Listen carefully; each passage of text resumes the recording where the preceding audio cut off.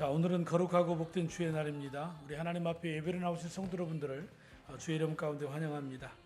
자, 우리 다 함께 묵도하심으로 주일 예난 목장 예배 하나님 앞에 올려드리겠습니다.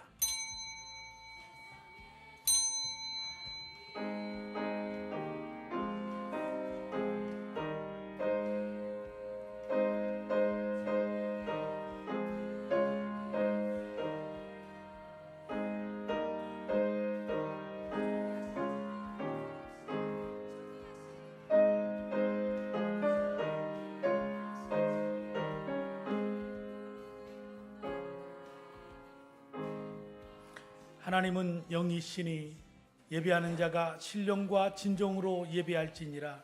아멘. 자, 먼저 교회 소식 말씀드립니다. 오늘 있는 예수 영접 모임은 5시 30분에 있습니다. 유치동부 새학기 저녁 기도회가 22일 월요일부터 23일 화요일까지 저녁 8시에 부모님과 함께 모입니다. 사회교원이 정기당회에 있습니다. 임직 예배를 위해서 기도해 주시기를 바랍니다. 자, 이 시간에 우리 캄보디아 단기 선교 다녀왔는데요. 단기 선교 영상 잠시 상영하고 그 다음에 우리 예배에 집중하겠습니다.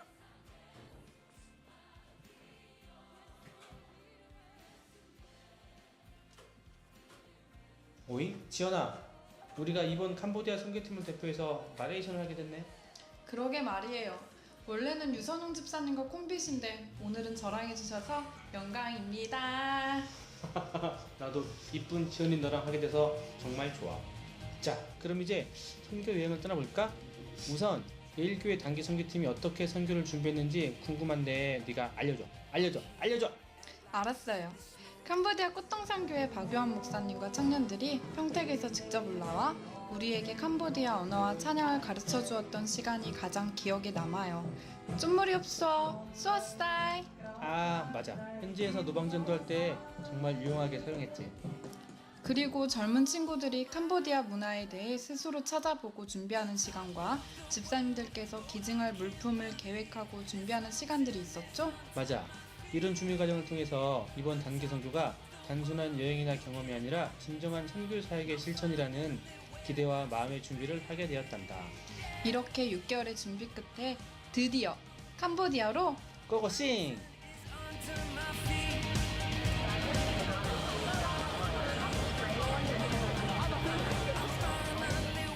첫날은 밤 12시를 넘겨서 캄보디아의 수도인 프놈펜 공항에 도착했어. 도착해서 맨 처음 우리를 반겨주신 박도환 선교사님을 소개해줄래? 네, 15년째 캄보디아의 복음화를 위해 헌신하고 계시고 꼼뽕스프 선교센터를 운영하고 계세요. 4박 6일 동안 저희와 함께 해주셨어요. 전날 밤은 낯선 프놈펜 근처에 있는 보리 선교센터에서 머물렀는데 준비해주신 열대 과일이 정말 맛있었어요. 아, 망고와 구아바 정말 맛있었는데 이번 선교에 참여하길 정말 잘했다고 생각했다니까? 드디어 단기 선교의 첫날이 밝았어요. 두근두근 설레는 마음으로 단체 티를 입었어요. 노란색의 단체티를 입으니까 정말 단체 오리 관광인 줄 알았다니까. 동네 사람들이 다 나와서 쳐다보더라고. 아, 창피해. 호호호, 맞아요. 그리고 바로 다일 공동체에서 바퍼 사역이 있었는데요. 다일 공동체는 하루에 약 200명의 아이들의 식사를 제공해주며 복음을 전하는 곳이었어요. 그곳에서는 밥을 먹기 위해 2시간 이상을 걸어오기도 하고 가족들을 먹이기 위해 비닐봉지와 냄비를 챙겨오기도 하는 아이들이 있었어요. 맞아. 그곳에서 우리 선교팀은 각자 맡은 일들을 너무나 잘 감당했어. 누구 하나 힘든 기색이나 불평 없이 기쁜 마음으로 도와준 모습들이 정말 아름다웠어. 우리 선교팀을 보면 다양한 연령층으로 구성되어 있는데 각각 맡은 대로 조화롭게 잘 사역에 어우러져서 감사했던 것 같아요. 아, 맞다. 중고등부와 청년들이 준비한 워십을 보여주던 시간이 있었지. 네, 유유. 열심히 준비한다고 했는데 역시 나이는 못 속이나 봐요. 아이들 따라가기가 힘들더라고요. 맞아. 지연이 너는 통나무 같았고 선행이는 꽂아 놓은 보리자루 같았어. 힝. 자, 그럼 이제 오후 사역으로 넘어가야죠?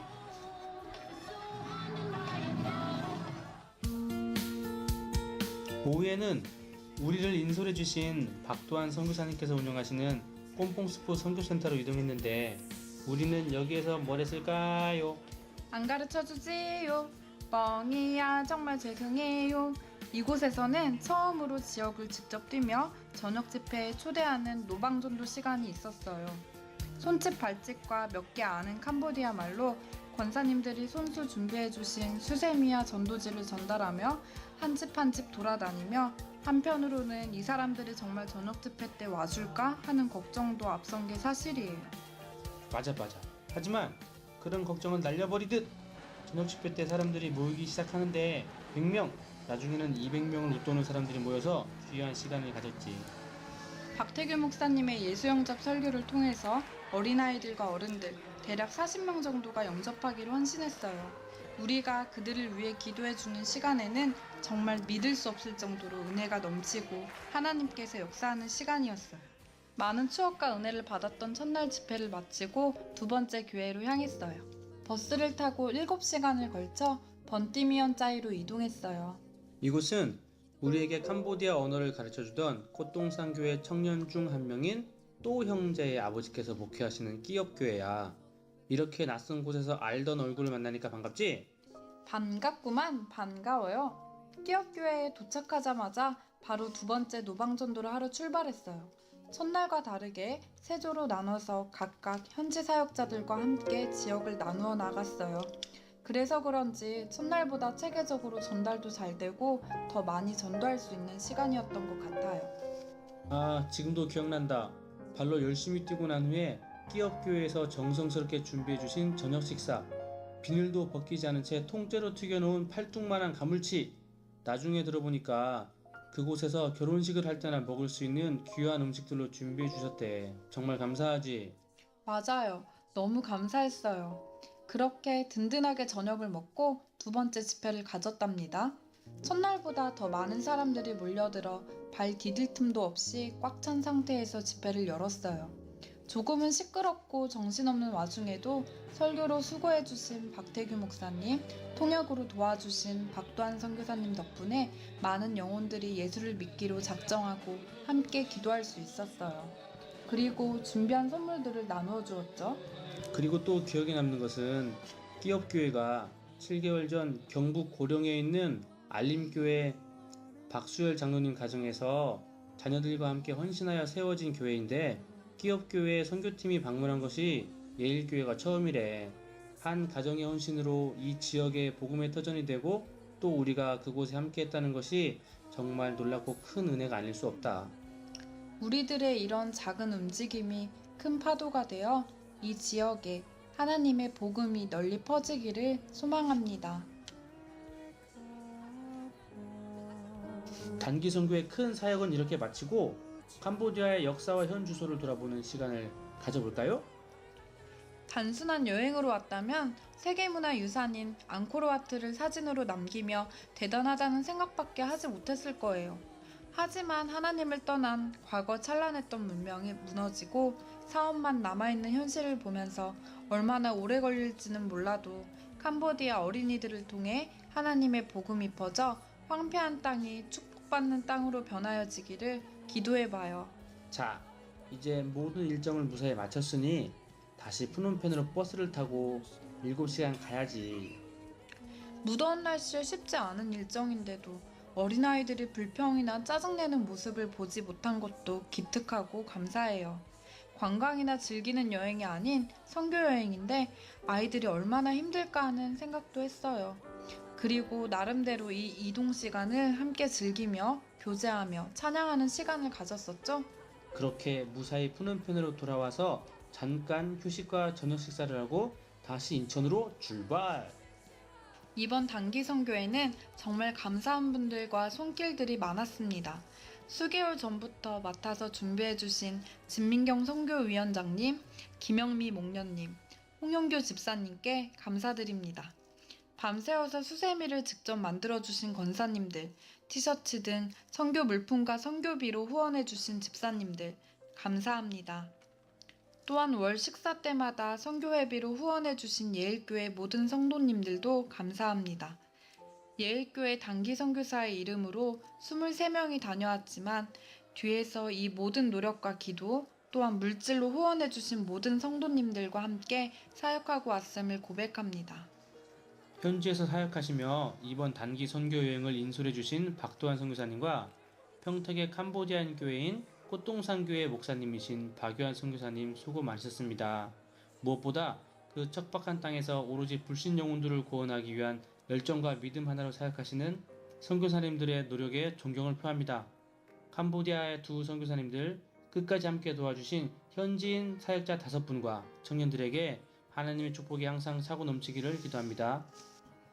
또한 우리들을 위해 30개의 과일 도시락을 만들어 단 5분 만에 전해주시려고 2시간 가까이 되는 거리를 달려오신 박유한 선교사님의 친구 선교사님도 감사합니다.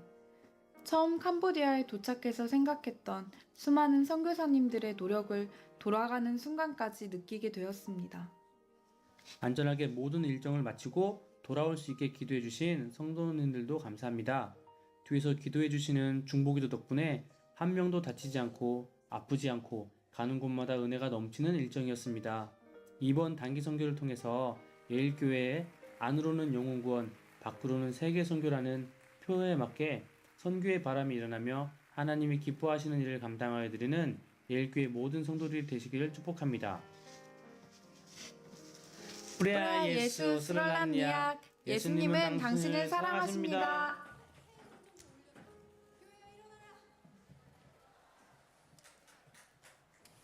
예, 감사합니다. 자, 우리 시간 다 함께 자리에서 일어나셔서 우리 찬양하며 나아가겠습니다.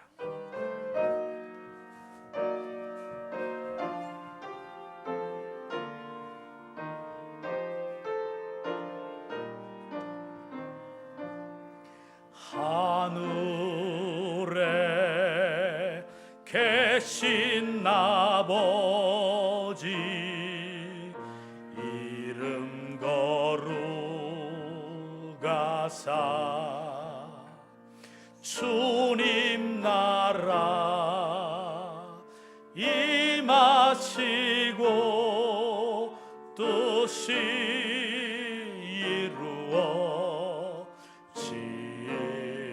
이루어지이다. 일용할 양식 주시고 우리들의 큰 죄 다 용서하옵시며 또 시험에 들게 마시고 악에서 구원하소서.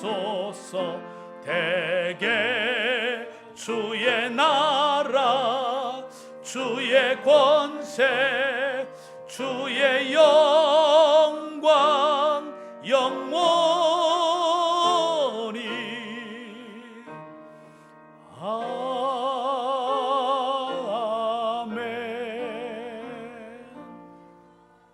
아멘.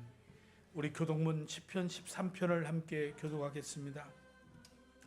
여호와여 어느 때까지이니까 나를 영원히 잊으시나이까. 나의 영혼이 번민하고 종일토록 마음에 근심하기를 어느 때까지 하오며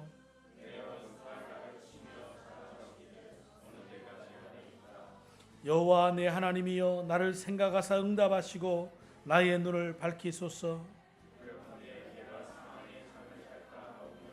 두렵건대 나의 원수가 이르기를 내가 그를 이겼다 할까 하오며 나는 오직 주의 사랑을 의지하여 싸우니 내가 여호와를 찬송하리니 이는 주께서 내게 은덕을 베푸심이로다. 아멘. 우리의 신앙을 고백하겠습니다. 전능하사 천지를 만드신 하나님 아버지를 내가 믿사오며 그 외아들 우리 주 예수 그리스도를 믿사오니 이는 성령으로 잉태하사 동정녀 마리아에게 나시고 본디오 빌라도에게 고난을 받으사 십자가에 못 박혀 죽으시고 장사한 지 사흘 만에 죽은 자 가운데에서 다시 살아나시며 하늘에 오르사 전능하신 하나님 우편에 앉아 계시다가 저리로서 산자와 죽은 자를 심판하러 오시리라. 성령을 믿사오며 거룩한 공회와 성도가 서로 교통하는 것과 죄를 사하여 주시는 것과 몸이 다시 사는 것과 영원히 사는 것을 믿사옵나이다. 아멘. 자, 우리 다 함께 자리에 앉으셔서 찬송가 84장을 찬송하겠습니다.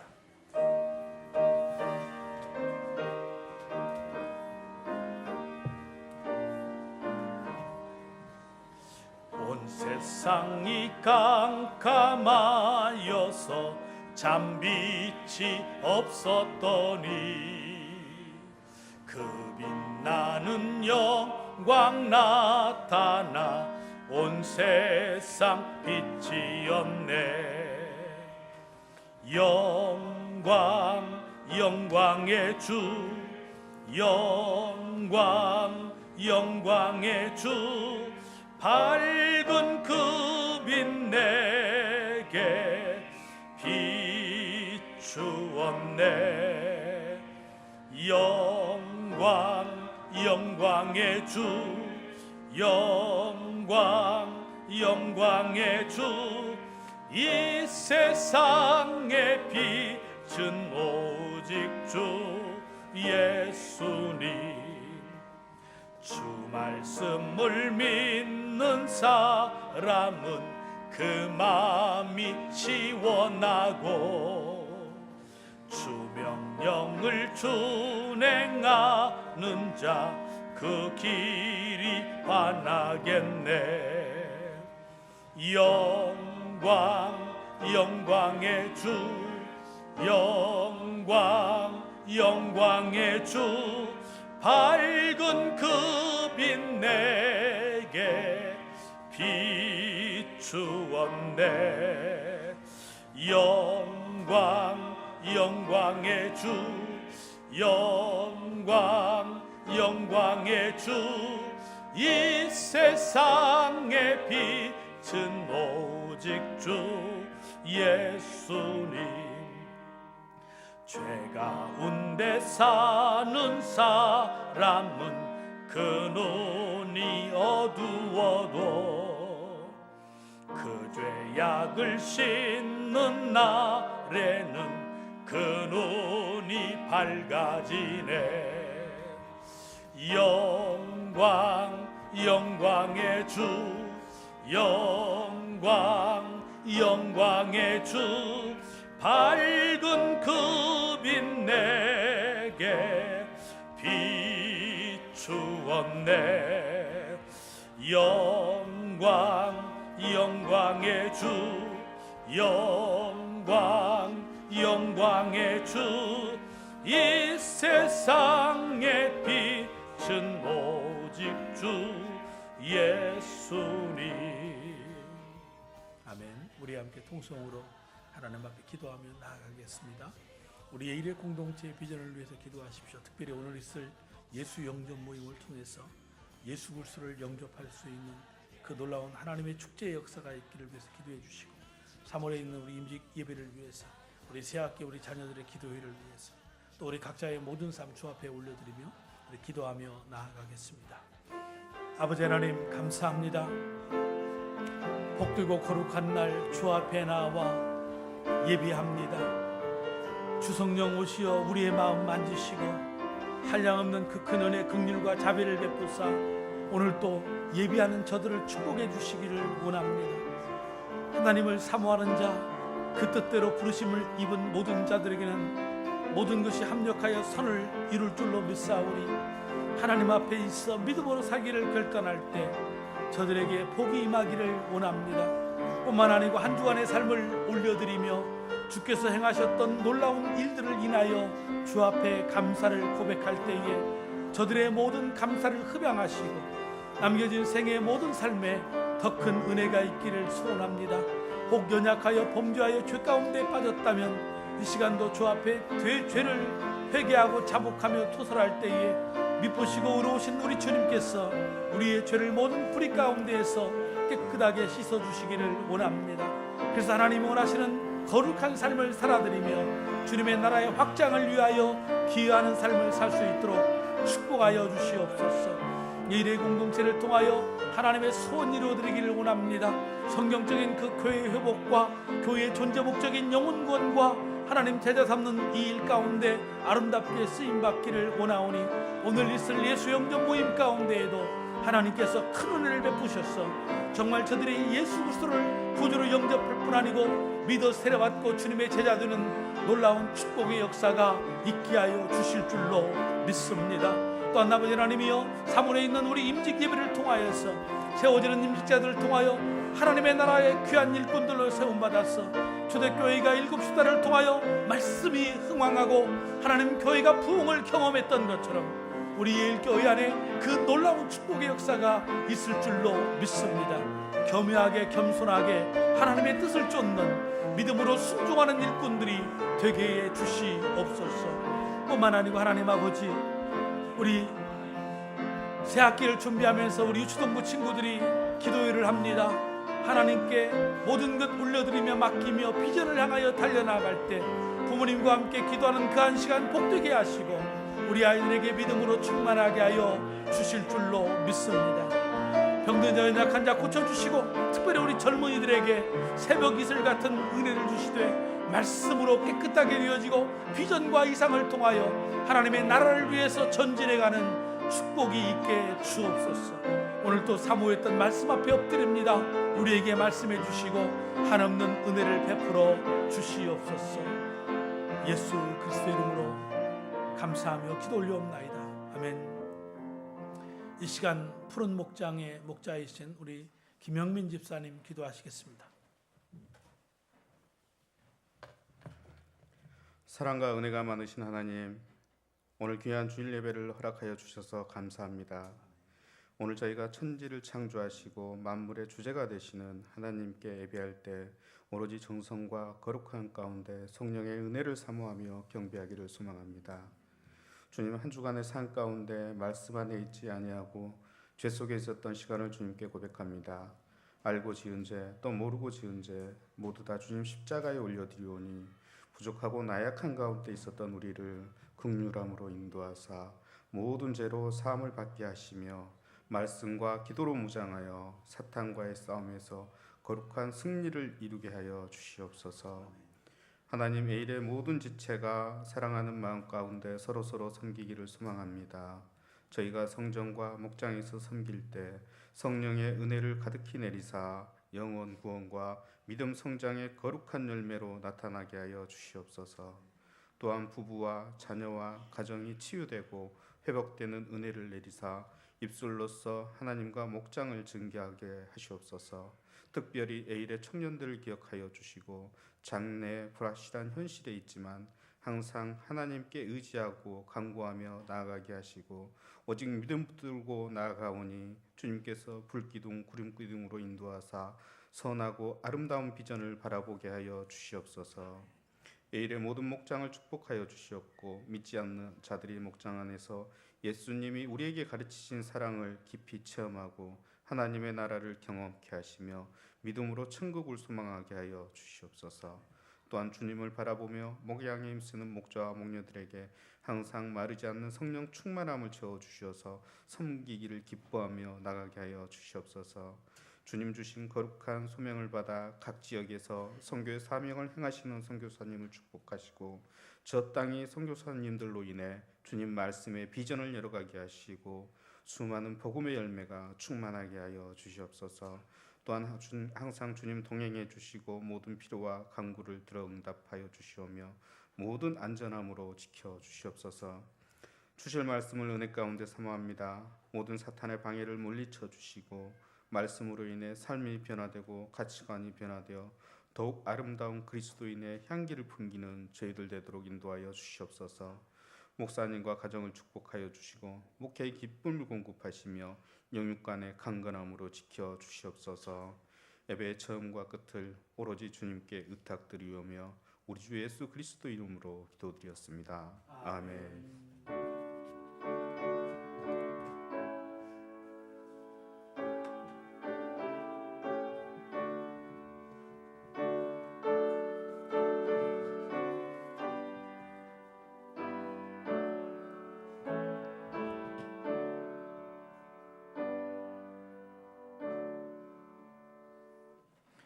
이 시간 함께 봉독할 하나님의 말씀은 신약 성경 로마서 3장 9절로 18절입니다. 교회에 처음 방문하시는 분들을 위해서 예배 시간에는 표준 세번역 성경을 사용합니다. 목장 성경 홍보란에 있는 로마서 3장 9절로 18절 함께 봉독합니다. 그러면 어떻습니까? 우리 유대 사람들에게 더 나은 것이 있습니까? 전혀 없습니다. 유대 사람이나 그리스 사람이나 다 같이 죄 아래 있음을 우리가 이미 지적하였습니다. 성경에 이렇게 기록되어 있습니다. 의인은 없다, 한 사람도 없다. 깨닫는 사람도 없고 하나님을 찾는 사람도 없다. 모두가 곁길로 빠져서 쓸모가 없게 되었다. 선한 일을 하는 사람은 없다, 한 사람도 없다. 그들의 목구멍은 열린 무덤이다. 혀는 사람을 속인다. 입술에는 독사의 독이 있다. 입에는 저주와 독설이 가득 찼다. 발은 피를 흘리기는 일에 빠르며 그들이 가는 길에는 파멸과 비참이 있다. 그들은 평화의 길을 알지 못한다. 그들의 눈에는 하나님을 두려워하는 빛이 없다. 아멘. 우리 찬송가 310장을 찬송하시면서 우리 준비하신 예물 하나님께 올려드리겠습니다.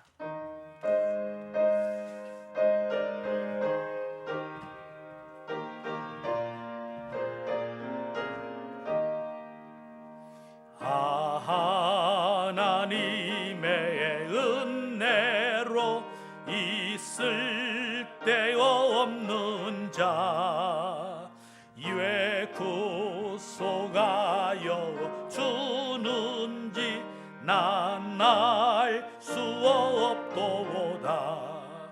내가 믿고 또 의지함은 내 모든 형편 아시는 주님 늘 보호해 주실 것을 나는 확실히 아네. 왜 내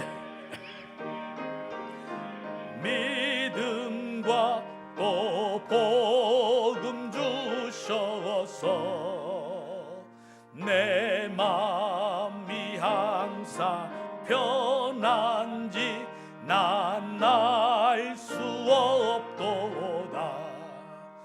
내가 믿고 또 의지함은 내 모든 형편 아시는 주님 늘 보호해 주실 것을 나는 확실히 아네. 주 언제 강림?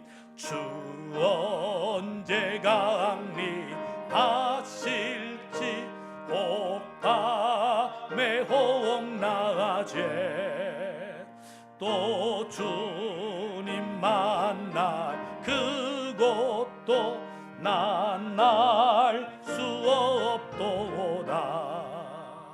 내가 믿고 또 의지함은 내 모든 형편 아시는 주님 늘 보호해 주실 것을 나는 확실히 아네.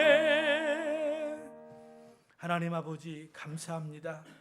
오늘 이 시간도 우리가 입을 열어 주 앞에 고백하는 것은 모든 것이 하나님의 은혜였음을 고백합니다.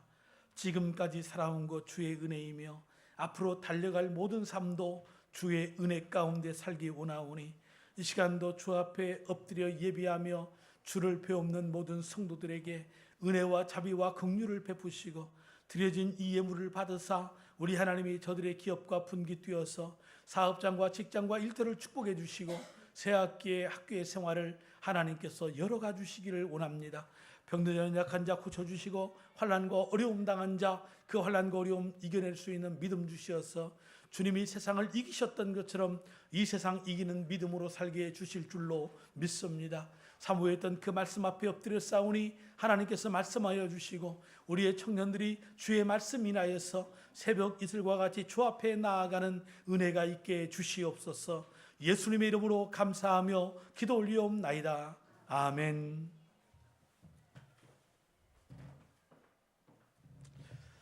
자, 우리 봉독해드렸던 본문의 말씀을 중심으로 하나님이 찾으시는 그 한 사람이라는 제목 가지고 함께 말씀 나누겠습니다. 우리 옆에 있는 분들하고 함께 인사했으면 좋겠습니다. 당신은 하나님이 찾는 바로 그 사람입니다. 당신은 하나님이 찾는 바로 그 사람입니다. 예, 정말 하나님이 찾는 그런 사람이 될 수 있기를 축복합니다. 자, 이제 조금 있으면 이 나라에 선거가 시작이 됩니다. 국회의원 선거를 하게 되는데, 이 선거철 되면 너도나도 높은 자리를 얻겠다고 이 사람 저 사람 출사표를 던지게 됩니다. 그런데 그 출사표를 던진 사람들 가운데에는 병역의 문제를 가지고 있거나, 혹은 세금을 포탈했는가 하면 가정도 제대로 지키지 못하고 국민 앞에 부끄러운 일을 하겠다고 하는 사람들도 종종 봅니다. 이런 실태를 바라보면서 이 백성들은 상실감을 경험하면서 어떤 이야기를 하게 되냐면, 정말 이 나라에 이 백성을 위해서 일할 그 한 사람 어디 없는가? 라고 사람을 찾기 시작하는 것입니다. 어디 정치계뿐만입니까? 작은 어떤 사회의 단체만 해도 그 단체장을 뽑을 때에 거기에 부정이 연루되고 어떠한 좋지 못한 일들로 인하여서 얼룩진 모습들을 보는 겁니다. 혹 어렵게 당선이 되어도 그 사회를 위해서, 그 조직을 위해서 헌신하고 봉사하기보다는 자기를 드러내기 위해서 여기저기 다니며 이제 사람의 얼굴만을 기웃거리는 그러한 모습들을 볼 때 모든 사람들이 탄식하며 말하는 겁니다. 정말 우리 시민을 위해서, 우리 이 단체와 이 기관을 위해서 정말 헌신적으로 일해줄 그 한 사람 없습니까? 라고 찾는 것입니다.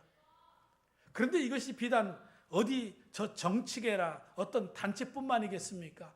우리의 심령을 꿰뚫어 보시고 우리를 아시는 하나님 앞에 있다고 하는 우리 교회 안에도, 공동체 안에도 우리 그런 상실감을 경험하는 겁니다. 겉으로는 대단한 것처럼 큰소리치고 어깨에 힘을 주고 가장 깨끗하고 경건한 사람 같지만은 그 속 들여다보니까 바리새인처럼 위선과 교만한 그러한 마음들이 가득한 종교인들이 많더라는 겁니다. 옛말에 이르기를 10길 물속은 알아도 한 길 사람 속은 모른다고, 사람은 참으로 끝까지 오래 믿고 신뢰하는 사람들이 누구인가를 지켜볼 필요가 있는 것입니다. 그래서 모든 성도들이 그렇게 말하는 겁니다. 거기 누구 정말 하나님 앞에 정결한 사람 없습니까? 하나님이 찾는 그 거룩한 사람 없는 것입니까? 라고 어떤 목마름을 표현하지요. 그런데 이러한 질문 속에 정치계이든 경제계이든 어떤 단체이든 우리 교회 안에이든 이러한 우리가 찾는 그 한 사람, 그런데 역으로 생각해서 누군가가 그런 이야기를 우리에게 한다면 나는 과연 어떻게 대답할 수 있을까요? 내가 그 하나님이 찾는 그 사람 아닙니까? 라고 이렇게 우리 말할 수 있는 것입니까? 오늘 본문은 이제 하나님은 몸을 더럽히고 사는 사람들이나 그런 사람들을 비판하면서 똑같은 일을 저지르고 있는 그 소위 도덕적이라는 사람들, 나아가서 가장 종교적이라고 자부하는 그 사람들, 그런데 그들이 사람들을 판단하는 그런 일을 범하지 않습니까? 그래서 하나님은 그런 사람들에 대해서 피할 수 없는 죄인이다, 그런 결론을 이미 내린 것입니다. 아무도 이 범주에서 벗어날 수가 없고 핑계하거나 죄의둘 수가 없는 것입니다. 신분이나 종교 학력, 도덕 수준을 막론하고 하나님은 인간을 향하여 어떤 선언을 하셨습니까?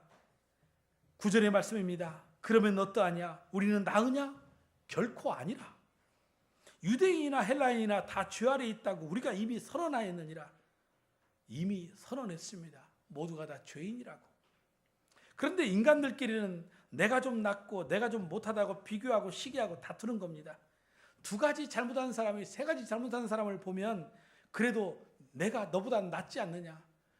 비록 작은 죄를 저질렀다고 하더라도 큰 죄를 저지른 사람을 보면 너하고 나는 다르다, 이런 생각을 하는 것입니다.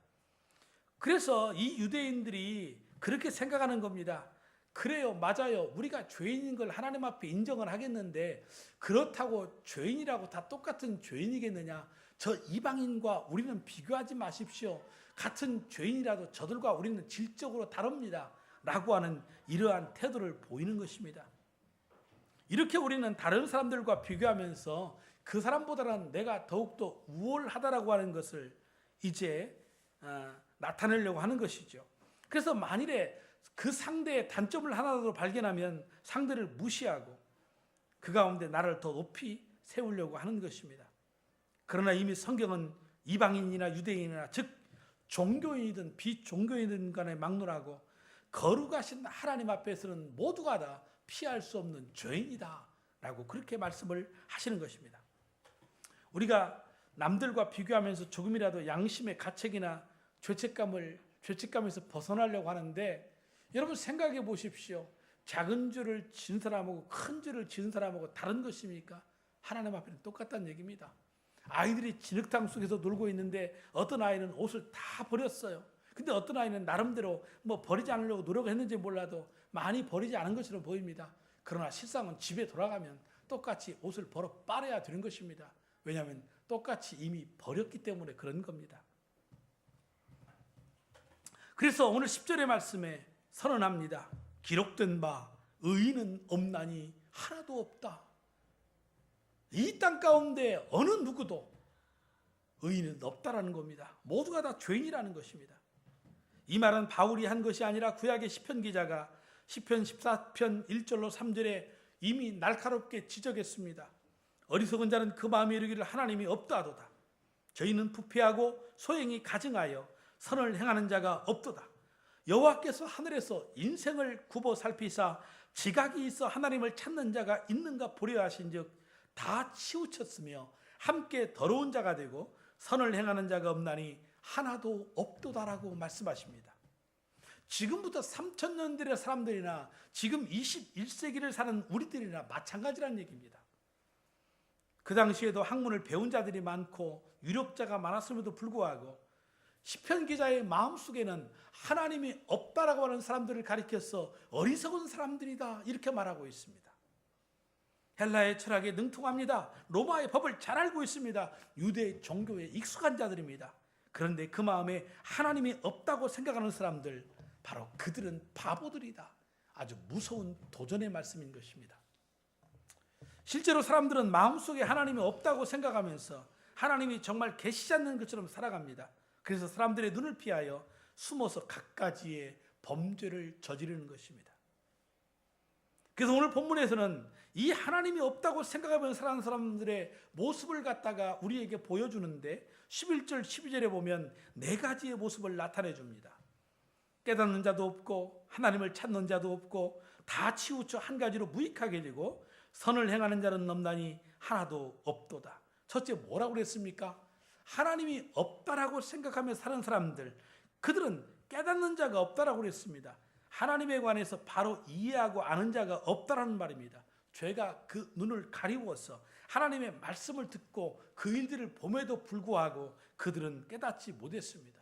하나님의 아들이신 그분이 이 땅에 오셔서 당신이 하나님의 아들 되심을 놀라운 이적과 기적을 통해 보여주었지만 사람들이 거기에 놀라웠지만 그 다음에는 더 쇼킹하고 더 강력한 무엇인가를 원하지만 그러나 그들의 영적인 눈이 어두워졌기 때문에 결국은 예수 그리스도를 십자가에 못 박아 죽이는 죄악을 범하지 않습니까? 우리는 예수 그리스도 그분을 깊이 생각해야 합니다. 그런데 하나님이 없다고 생각하는 사람들은 하나님을 생각하지 않습니다. 그러니까 깨닫지 못하는 겁니다. 그리고 두 번째로는 하나님을 찾지 않는다고 그랬습니다. 하나님이 그들에게 추구의 대상이 아닙니다. 하나님이 그들에게 믿음의 대상이 아닌 것입니다. 오직 하나님이 없다고 생각하니까 그들이 추구하고 그들이 믿는 것은 돈이요 권력인 것입니다. 돈을 벌고 권력을 손에 쥐어서 그것으로 온통 없어질 쾌락에다가 모든 것을 다 쏟아붓는 것입니다. 하나님이 없다고 생각하니까 이와 같이 깨닫지 못하고 하나님을 찾지 않는 것입니다. 또한 그러다 보니까 세 번째로 치우쳐서 무익한 존재가 되었다. 이 말은 하나님 앞에 쓸모없는 존재라는 것입니다. 아무리 많이 배워도 쓸모없는 존재입니다. 아무리 많은 물질을 가지고 있는 거부라 하더라도 하나님 앞에는 쓸모없는 존재인 것입니다. 이런 사람들은 너무 과격하여 항상 주변 사람들과 갈등을 일으키거나 혹은 소심하여서 불의를 보고도 애써 외면합니다. 왜냐하면 거기에 휩쓸려서 그 일에 대해서 책임을 지고 싶은 생각이 전혀 없기 때문에 그렇습니다. 이러한 사람들, 하나님께서는 하나님 앞에서는 무익한 존재인데 악한 마귀 사탄은 바로 이런 사람들의 약점을 이용해서 그들을 통해서 사탄의 도구로 삼아간다라는 것입니다. 그래서 신앙생활도 치우치면 안 돼요. 하나님 앞에서 믿음 생활하는 거거든요. 우리 살아계신 전능하신 하나님 앞에서 내가 믿음 생활을 하고 그분을 안다면 우리는 다른 어떤 세상의 것들에 치우치지 않을 것입니다. 그리고 네 번째로 진실로 선을 행하는 자가 하나도 없다라고 그랬습니다. 사람들이 볼 때는 그 사람이 매우 도덕적인 사람이요 법이 없어도 살 수 있는 선량한 사람이라고 생각하지만 하나님의 눈으로 볼 때에는 선하지 않다는 얘기입니다. 그들은 자기 의를 드러내려고 합니다. 선행 속에 숨겨진 또 다른 의도가 있습니다. 죄를 감추기 위해서 선행도 하고 좋은 일을 하면서 죄의식을 없애려고 합니다. 그러나 이것은 하나님 보실 때의 진정한 의미의 선이 아니라는 것이죠. 이와 같이 하나님이 없다라고 하는 사람들의 이 네 가지의 특징, 깨닫지 못하고 하나님 찾지 못하고 또한 치우쳐 무익한 존재가 되고 또한 진실로 선을 행하는 자가 없다라고 그렇게 말을 하는 것입니다. 그런데 이보다도 더 구체적으로 우리가 어떻게 범죄하는가를 설명하고 있는데 바로 13절과 14절의 말씀입니다. 저희 목구멍은 열린 무덤이요 그 혀로는 속임을 베풀며 그 입술에는 독사의 독이 있고 그 입에는 저주와 악독이 가득하고 우선 죄인의 목구멍은 열린 무덤과 같다 이 말인데 이 말은 항상 열려있는 새무덤 이런 뜻입니다. 여러분 항상 열려있는 새무덤 이 말이 긍정적으로 쓰이고 있는 겁니까? 부정적으로 쓰이고 있는 겁니까? 매우 부정적으로 쓰이고 있는 거지요. 왜입니까? 열린 새무덤이라는 것은 우리나라의 매장의 문화와 다르게 이스라엘의 이 장례 문화는 동굴을 혹은 이게 돌을 구멍을 파서 거기에다 시신을 넣고 돌로 막아서 회를 칠하여 덮어놓는 겁니다. 그런데 새무덤이라 이 말은 이제 송장을 막 집어넣었다는 얘기입니다. 죽은 시체를 이제 집어넣었다는 얘기입니다. 그러니까 얼마나 거기서 썩어서 악취가 나겠습니까? 바로 그런 얘기입니다.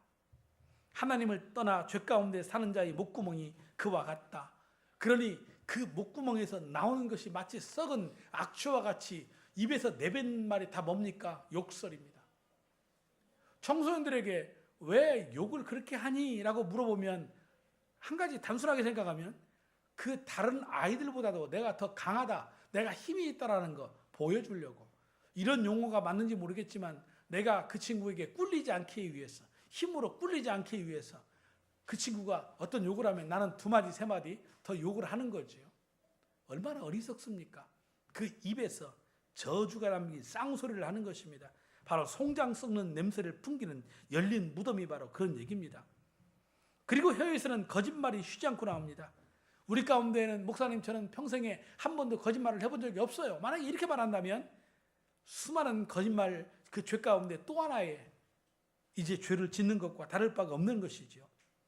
그 입술에 독사의 독이 있다. 저주와 악독이 가득하다.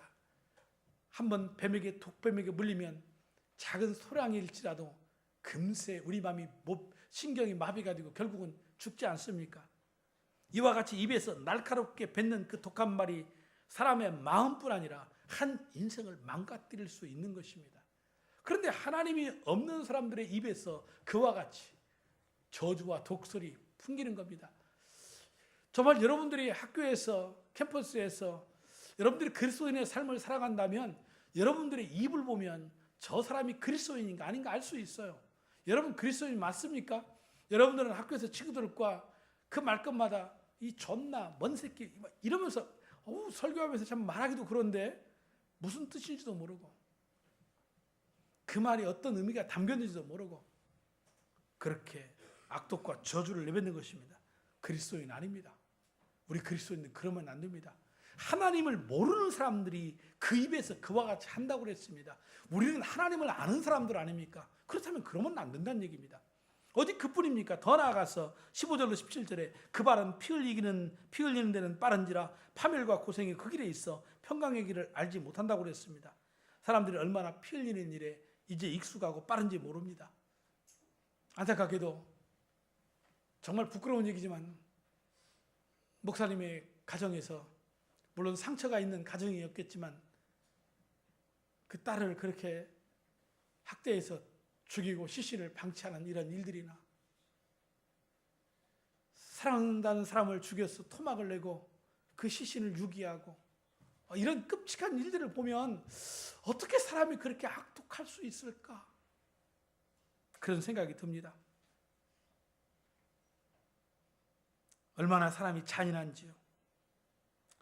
지금도 예수 믿는 신앙 때문에 위험과 목숨을 거는 일들이 일어나는 저 북한의 일들 가운데 이런 이야기 있습니다.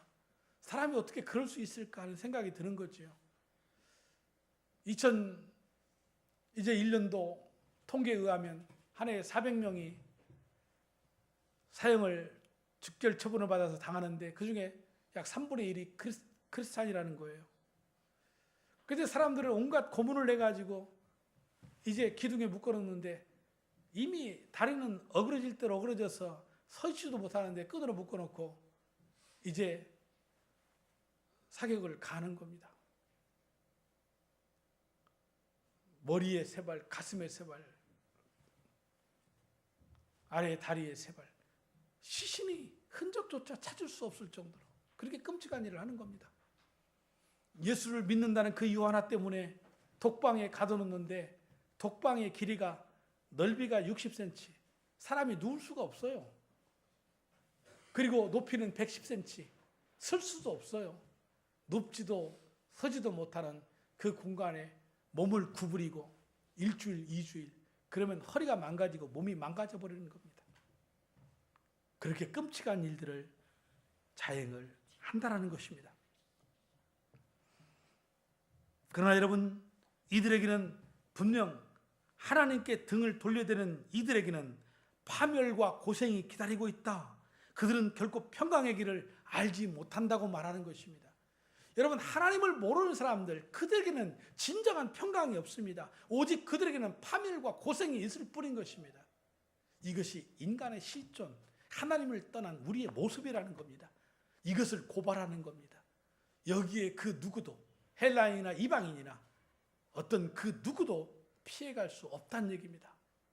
거기에 내가 있습니다. 거기에 누가 있습니까? 여러분들이 있는 겁니다. 이거 하나님 앞에 철저하게 인정해야 합니다. 내 의와 내 노력, 어떤 내 공로를 가지고 이 죄악 가운데서 벗어날 수 있는 길은 없는 것입니다. 그러기에 이 땅에 하나님께서 예수 그리스도 독생자를 보내신 것이지요. 그래서 우리 위하여 십자가에 달려 죽게 하시고 그 예수 그리스도를 믿음으로 말미암아 이 땅에서의 진정한 평안을 누릴 수 있도록 하신 것입니다. 이 예수 그리스도가 주인이 될 때에 청년들은 방탕하지 아니하고 새벽 이슬같이 하나님 앞에 나아갈 수 있고, 이 예수 때문에 중년이 방황하지 아니하고 삶의 진지한 의미를 알고 살게 되며, 또한 이 예수님을 알게 될 때에 노년이 허무하지 아니하고 오히려 황홀한 멋진 삶, 인생을 이제 살 수 있다는 얘기입니다. 또 한 가지, 이 하나님을 모르는 자들의 특징이 18절에 나와 있습니다. 그게 뭡니까? 저희 눈앞에 하나님을 두려워함이 없느니라 함과 같으니라. 하나님을 경외하고 두려워하는 것이 지식과 지혜의 근본이거늘 그들 눈앞에 하나님이 안 계시니까 하나님을 두려워하지 않는다고 말하는 겁니다. 이것은 인생의 최고의 비극을 의미하는 겁니다. 여러분, 두려워하지 않아도 될 것을 두려워하는 것은 이제 그것은 비겁함입니다. 그런데 마땅히 두려워해야 할 것을 두려워하지 않는 것은 만용입니다. 하나님이 있으면 나와보라고 그래. 내 주먹을 믿어. 만용입니다. 하나님이 눈에 보이지 않는다고 안 계신 것이 아닌 것입니다.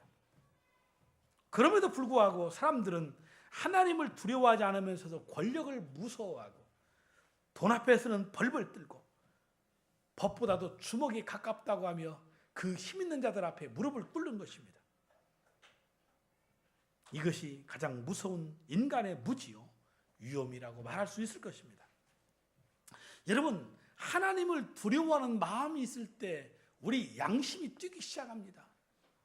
하나님을 두려워하는 마음이 있을 때 거기에서 신앙의 불길이 타오르는 겁니다. 하나님을 두려워하는 그 마음이 있을 때 죄를 무서워하게 되는 것이지요. 그런데 동네개는 무서워하면서 살아계신 창조주 하나님을 무서워하지 않는 이 시대, 그러니까 심각한 도덕적이며 영적인 암흑과 위험 속에 처해 있는 거 아닙니까? 결국 그리스도인은 앞에서 말한 것처럼 우리 인간의 실존, 하나님을 떠난 인간, 의인은 없나니 하나도 없다라고 선언하는 그 말씀 앞에서 우리 자신 바라보고 빛되신 예수 그리스도 앞에 나아가는 겁니다. 이 어두움의 암흑 속에서 이제는 그 삶을 청산하고 예수 그리스도 안에서 새로운 삶을 살아가야 된다. 그런즉 누구든지 그리스도 안에 있으면 새로운 피조물이라. 이전 것은 지나갔으니 보라 새 것이 되었도다. 예수 그리스도를 알고 믿게 되면 하나님을 깨닫게 되어요. 그리고 추구하며 새로운 것들을 추구하며 살게 되는 것입니다. 이제까지는 하나님 앞에 아무런 쓸모없는 존재였지만 예수 그리스도 안에서 내 삶에 의미가 부여되는 겁니다. 그래서 내가 하나님 앞에 어떤 삶을 살아야 될 것인가. 먹든 마시든 무엇을 하든지 하나님의 영광을 위해서 살겠다고 하는 새로운 그러한 결단이 있어지게 되는 것이죠. 더 이상 죄의 뒷골목에서 누추한 일에 시간과 정력을 바치지 않습니다. 이제는 예수 그리스도 빛 가운데 살며 가정에서든지 아니면 공동체에서든지 내가 속하 있는 직장과 일터 학교에서든지 이제는 하나님의 나라와 그 영광을 위해서 살아가게 되는 것입니다. 이것이 변화인 것입니다. 그래서 이제 예수를 믿음으로 말미암아 그 입에서는 악독과 저주가 나오는 것이 아니고 어떤 쌍스러운 말이 나오는 것이 아니고 감사가 나오고 축복이 나오는 겁니다. 기도가 나오게 되는 것입니다. 그 바른 복음을 전하기 위해서 거친 들과 높은 산을 넘게 되는 것입니다. 더 이상 피 흘리기에 빠른 발이 아닙니다. 복음을 전하는 적극적인 그러한 발이 되는 것입니다. 비록 삶의 고난과 아픔과 눈물이 있다더라도 세상이 줄 수 없는 놀라운 평강의 은혜를 누리게 되는 것이고 하나님을 경외하고 살기 때문에 하늘의 지혜를 받는 사람이 될 수 있다는 것입니다. 여러분, 칠흑같이 어두운 밤일수록 한 줄기의 작은 빛은 더욱더 빛나는 것처럼 오늘 이 시대는 분명 어두움의 시대라고 그렇게 말합니다. 경제가 어둡다, 정치가 어둡다, 교육이 암울하다, 심지어 교회들도 이제는 희망이 아니다 이렇게 말들을 합니다. 그렇지만 여러분, 빛 가운데 계신 예수 그리스도 그분이 계시다면 이제 상황은 완전히 달라지는 것입니다. 아무리 무서운 범죄와 타락과 도덕과 혼돈된 가치관이 팽배해도 그 예수 그리스도가 우리 가정에 계시면 가정 살아나는 겁니다. 그 예수 그리스도가 우리 예일의 공동체에 계시면 우리 예일교회는 안전한 것입니다. 오늘 이 땅도 마찬가지인 것입니다. 우리 예수 그리스도 그분이 계시면 이 나라는 안전한 것입니다. 하나님은 지금도 이 어두운 세상에서 주 예수 그리스도 안에서 새로워진 그 한 사람을 찾는 것입니다.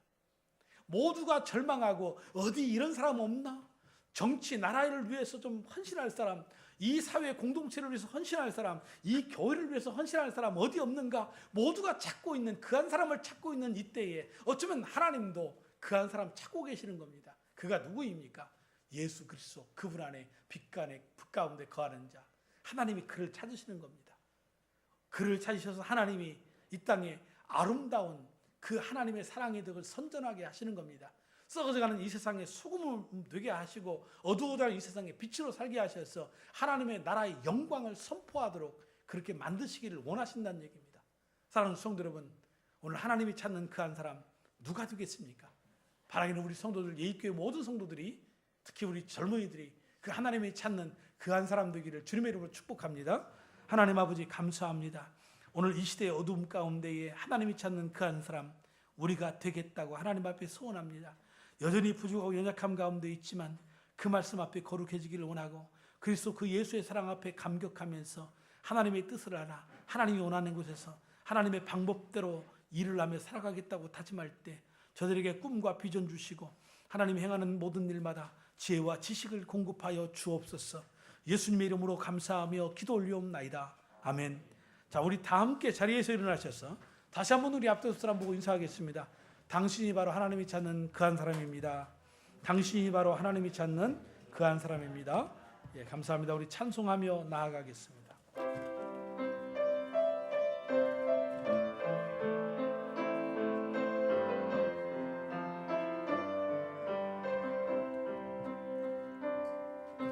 주님 다시 오실 때까지 나는 이 길을 가리라. 좁은 문 좁은 길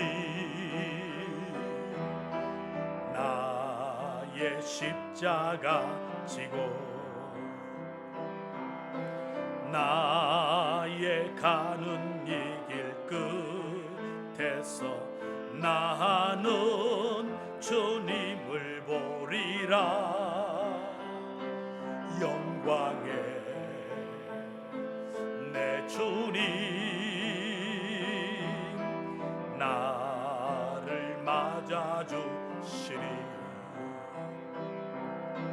주님 다시 오실 때까지 나는 일어나 달려가리라. 주의 영광 온 땅 덮을 때 나는 일어나 노래하리. 내 사모하는 주님 온 세상 구주시라. 내 사모하는 주님 영광의 왕이시라. 주님 다시 오실 때까지 나는 일어나 달려가리라. 주의 영광 온 땅 덮을 때 나는 일어나 노래하리. 내 사모하는 주님 온 세상 구주시라. 내 사모하는 주님 영광의 왕이시라. 기도하겠습니다. 사랑하는 성도 여러분, 이제 평안한 마음으로 세상에 돌아가십시오. 선한 일에 용기를 가지시며 악을 악으로 갚지 마십시오. 항상 연약한 자를 도우시며 병든 자를 찾아보시며 곤란당하는 이웃들을 위로하며 살아가십시오. 모든 일을 믿음과 사랑으로 행하시며 어떤 일에도 소망을 포기하지 마십시오. 그리고 거룩하신 성령님께 순종하여 기쁨과 감사의 생활을 해나가십시오. 우리 하나님 아버지는 한 주간도 여러분들을 도와주실 것입니다. 이제는 우리 주 예수 그리스도의 은혜와 우리 하나님 아버지 그 크신 만극하신 사랑하심과 성령님의 감동감화 역사교통으로 충만하신 은총이 이 칠흑같이 어두운 세상 가운데서도 오늘 하나님이 찾으시는 그 한 사람 되어서 이 땅에 하나님의 나라와 그 영광을 위해서 살겠다고 다짐하며 나아가는 머리 숙인 저들과 가정과 생업, 특별히 새학기를 맞이하는 우리 자녀들의 학업 위에 이제로부터 영원토록 함께 있을지어다. 아멘.